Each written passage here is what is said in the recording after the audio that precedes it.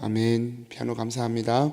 오늘 하나님의 말씀은 시편 132편 1절에서 18절입니다.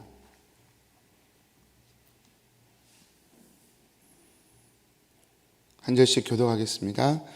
여호와여, 다윗을 위하여 그의 모든 겸손을 기억하소서.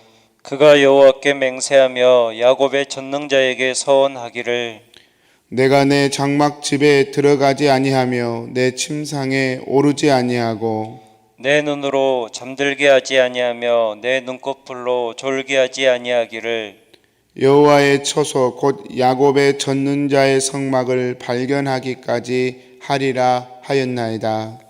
우리가 그것이 에브라다에 있다함을 들었더니 나무밭에서 찾았도다. 우리가 그의 계신 곳으로 들어가서 그의 발등상 앞에서 엎드려 예배하리로다. 여호와여, 일어나사 주의 권능의 개와 함께 평안한 곳으로 들어가소서. 주의 제사장들은 의를 옷 입고 주의 성도들은 즐거이 외칠지어다. 주의 종 다윗을 위하여 주의 기름 부음 받은 자의 얼굴을 외면하지 마옵소서. 여호와께서 다윗에게 성실히 맹세하셨으니 변하지 아니하실지라. 이르시기를 내 몸의 소생을 내 왕위에 둘지라. 내 자손이 내 언약과 그들에게 교훈하는 내 증거를 지킬진대 그들의 후손도 영원히 내 왕위에 앉으리라 하셨도다.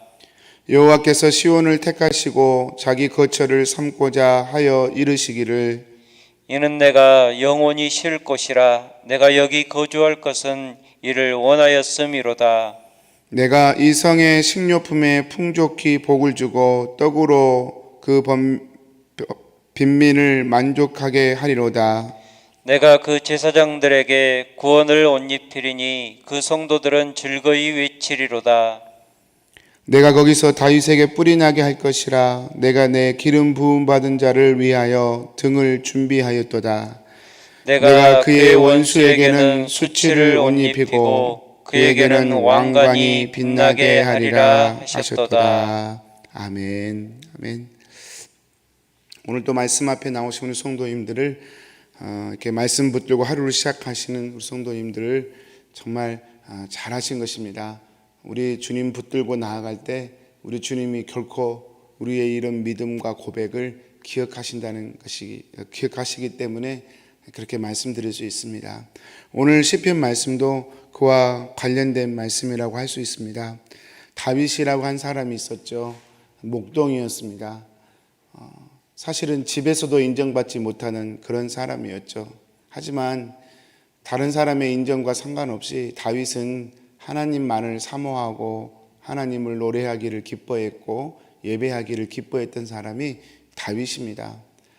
다윗은 참 놀랍습니다. 다윗도 물론 실수했습니다. 하지 말아야 할 극단적인 일도 행했고 또 때론 비겁하기도 했고 때론 음란하기도 했고 참 넘어진 일이 많았던 다윗입니다. 그러나 다윗의 처음부터 끝까지 그의 삶을 보면 그는 정말 하나님만을 사랑하기에 몸부림쳤던 사람이었습니다. 실수했을 때도 그 실수를 선지자들이 지적했을 때 그 지적을 마음에 받아들입니다. 그리고 눈물로 침상을 띄운다고 고백할 만큼 하나님께 마음을 찢고 하나님을 다시 삶의 중심에 모시기 위해서 애썼던 사람이 다윗입니다. 오늘 그 다윗의 애썼던 모습의 한 부분을 저희가 볼 수 있는데요. 다윗이 3절부터 이제 6절까지는 다윗의 법궤, 성막의 법궤를 다윗이 사모하면서 그걸 다시 회복하기를 구하였던 다윗의 마음이 기록되어 있습니다. 3절 말씀 한번 읽어보겠습니다. 내가 내 장막집에 들어가지 아니하며 내 침상에 오르지 아니하고 4절 내 눈으로 잠들게 하지 아니하며 내 눈꺼풀로 졸게 하지 아니하기를. 내가 하나님의 성막, 하나님의 법궤를 발견하기까지는 내가 편안히 자지도 또 먹지도 않겠다, 이렇게 결단한 것인데요. 여러분, 다윗의 그 열심이 잃어버린 법궤를 회복하는 계기가 되었죠. 성전을 짓기 위해서 법궤를 찾았고, 그리고 법궤를 찾았을 때 다윗이 얼마나 기뻐했는지 우리가 잘 알고 있죠. 바지가 내려갈 정도로, 속옷이 비칠 정도로, 다른 사람도 아니라 부인이, 아내가 조롱할 정도로, 채신머리 없이 뭘 그렇게 덩실덩실 춤을 추십니까? 이렇게 비난을 받을 정도로 다윗은 기뻐했습니다. 진심이었죠. 하나님의 법궤가 돌아오기를 그만큼 사모했기 때문에 그 사모한 게 이루어졌을 때 다윗은 그렇게 기뻐할 수밖에 없었습니다. 성도님들, 이 말씀을 저희가 어떻게 적용시켜야 할까요? 법궤를 다윗이 회복하기 위해서 그렇게 애썼다는 것은 오늘날 우리말로 표현하자면 하나님을 내 삶의 중심으로 모시기 위해서 애썼다는 것으로 이렇게 치환시킬 수 있을 것이고요. 그걸 좀 직접적으로 또 바꾸면 예배하는 삶으로 나의 삶을 세우기 위해서 애를 썼다는 것과 치환시킬 수 있을 것입니다. 성도님들, 늘 저희가 고백하지만 이 법궤 자체가 어떤 신비한 능력이 있는 것은 아닙니다. 제가 엘리 제사장 시대에, 엘리 사사 시대에 있었던 일을 알죠. 블레셋과의 전투를 하면서 패배했습니다. 그래서 법궤가 없어서 그러나 보다 하고 법궤를 앞세웠거든요. 근데 법궤를 앞세워서 갔는데 전쟁에서 이기기는커녕 오히려 법궤를 빼앗겨 버리는 그런 일들이 있었죠. 그러니까 여러분, 법궤 자체가 신비한 능력이 아니라 법궤에 담긴 하나님의 마음을 사모하고 하나님을 삶의 중심에 모시기 위해 사모하기 위하여 법궤를 사모했던 자들은 하나님이 축복하시고 기억하신다는 것입니다. 오늘 다윗에게 하나님이 약속을 하시죠. 다윗이 그렇게 법궤를 사모하고 성전을 사모하고 예배를 사모하니까 하나님이 약속하십니다. 내가 너에게 권능의 뿔을 줄 것이다. 다윗의 뿔을 줄 것이다. 그렇게 말씀합니다. 오늘 17절 말씀이죠. 내가 거기서 다윗에게 뿔이 나게 할 것이라. 여러분, 성경에서 뿔은 권능을 상징합니다. 권세를 상징합니다. 하나님께서 다윗과 다윗의 자손들에게 내가 영원히 너희에게 왕이 나게 할 것이다. 하나님이 약속해 주시죠. 다윗이 그 이야기를 듣고 얼마나 감사했습니까? 어떻게 나 같은 자에게, 목동이었는데 아무 소망이 세상적으로는 없던 자였는데 하나님, 내가 무엇이기에 이렇게 귀한 복을 주십니까? 다윗이 탐복하는 이야기가 열왕기상에 나와 있죠. 사랑하는 성도님들, 하나님을 사랑하면 하나님은 반드시 그 마음을 기억하시고 축복하시는 분이십니다. 저와 여러분이 오늘도 여러분 무슨 일을 하든지 이 다윗이 법궤를 사모하는 마음으로 하셨으면 좋겠어요. 요즘에 일과 영성이란 책을 이렇게 묵상하게 읽어보고 있는데 그 책에서 팀 켈러 목사님이 그러시더라고요. 이 세상에 제가 느낀 건 그것입니다. 어떤 일도 진리는 없다. 종교개혁 이전에 목회자들 일만 귀한 것으로 여겼어요. 종교개혁 이전까지. 그리고 우리 일반 성도님들이 하는 일들은 세상적인 일로 치부했습니다. 그래서 성직만 귀하게 여겼어요. 마틴 루터는 그걸 깨뜨렸습니다. 만인 제사장설로. 근데 성도님들, 만인 제사장설이란 말이 우리가 무슨 일을 해도 다 거룩하다, 그 자체를 의미하지 않는다는 것을 저는 그 책을 읽으면서 다시 한번 생각해 볼 수 있었습니다. 목회자가 목회를 하는 것 자체가 거룩한 일은 아니다.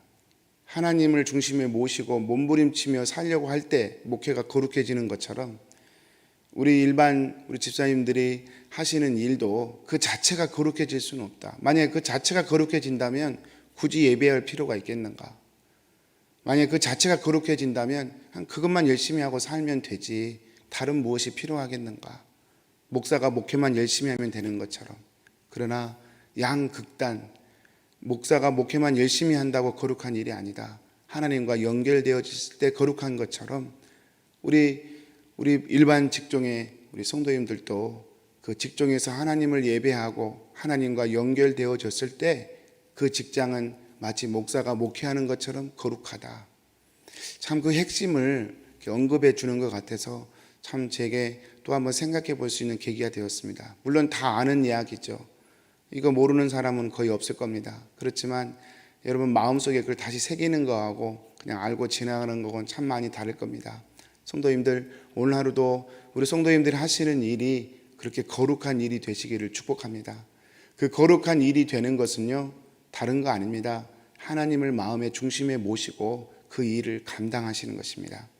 하나님께서 환경을 열어주셨고 또 재능을 주셨고 그래서 우리가 각자의 직업과 삶의 영역들을 가지고 살아가는데요.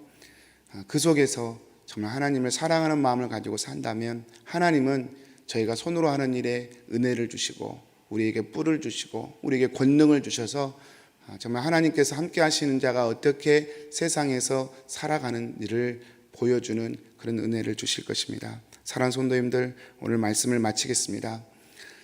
다윗처럼 하나님을 마음의 중심에 모시고 사는 그런 하루가 되기를 축복합니다. 그리고 이게 참 쉽게 되지 않죠.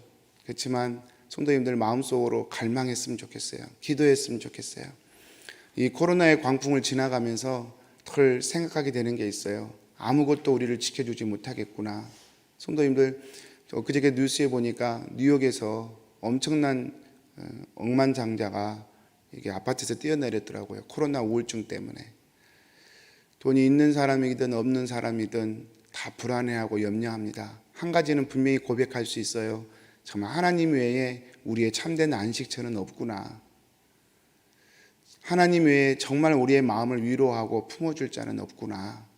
이 코로나의 광풍을 지나면서 다시 한번 생각해 보게 됩니다.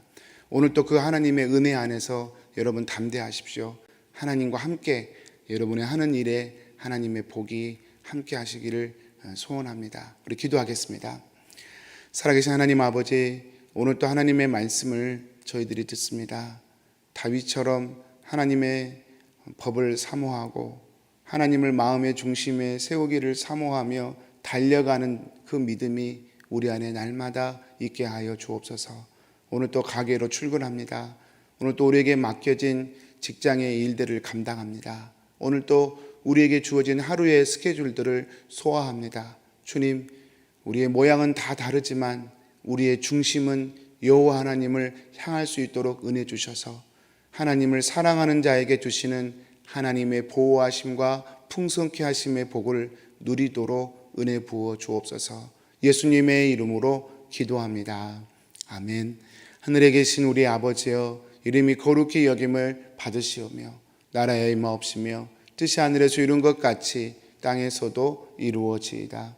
오늘날 우리에게 일용할 양식을 주옵시고 우리가 우리에게 죄 지은 자를 사하여 준 것 같이 우리 죄를 사하여 주옵시고 우리를 시험에 들게 하지 마옵시고 다만 악에서 구하옵소서. 대개 나라와 권세와 영광이 아버지께 영원히 있사옵나이다. 아멘.